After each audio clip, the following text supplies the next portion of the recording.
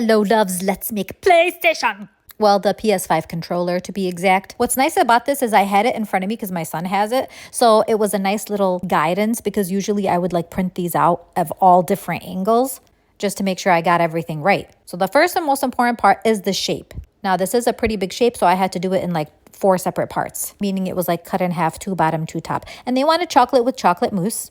As you can see, I generously filled it. So there goes the first half on the top. And then I am placing the second half. And I'm going to go ahead and seal the edges so that the chocolate mousse does not seep out. After I put it in the fridge to harden for a little bit, time to ice this baby. Now I did smooth out the corners as well. I cut a little bit of cake off. And we need to get this buttercream as smooth as possible so that when we lay down the fondant, it's going to be nice and neat. Onto the buttons. Here's a little trick that I use. I use pineapple flavored Jolly Ranchers. I figured this is a tasty way to make glass. You microwave it for like 30 seconds or so. Keep an eye out on it because if you over microwave it, it's going to turn yellow like the top part. I try and pop out all the bubbles. You have to work quick because this hardens. I used a template under the parchment paper so I can cut it out. The circles were easy. The other buttons were a little difficult because I had to hand cut those into shape, and unfortunately I did not record that. Time for the fondant. So I put the first layer, which is black, because that is the bottom of the controller, smoothed it out, cut it into shape, and now I am adding the rest of the grayish color.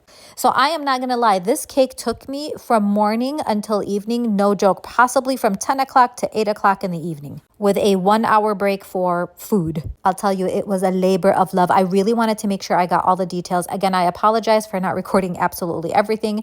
Here I am making the buttons for the top of the PlayStation controller. Gosh, I do love that mold. I use it for everything. So this is the button that's on the top where you control them and move them around. I added a thick round fondant underneath it just to give it that lift. Put the little logo on, and time for the buttons. Here I made a mistake. I cut them out and then I placed the edible paper. And then I placed the glass, but I realized after looking at the controller that it's lifted. So I put the fondant back on, and then I put the edible paper, and then I put the glass. So instead of looking sunken in, it was actually sticking out.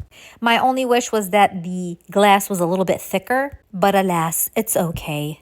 See, this was the one which I wish I would have recorded and showed you guys when I cut them out of the Jolly Rancher pieces. This is the edible paper, and then I put the Jolly Rancher pieces on top just to give it that glass effect. Now, it's not as smooth as I like it to be, but still, you get the glass effect, and that's what kind of I was going for. And here is the final cake. I know I missed a couple of little steps here and there. No, this is not my son's cake. It just happens to be another kid named Ali, or Ali as we would say. See, the buttons don't look so bad. And I did want to make the blue kind of look like it's glowing because when you're playing it, it does glow. But when it's off, it's just a clear color. The customer sent me a video and everybody in the background was like, whoa, that's so cool. So that was my favorite part to hear. What do you guys think?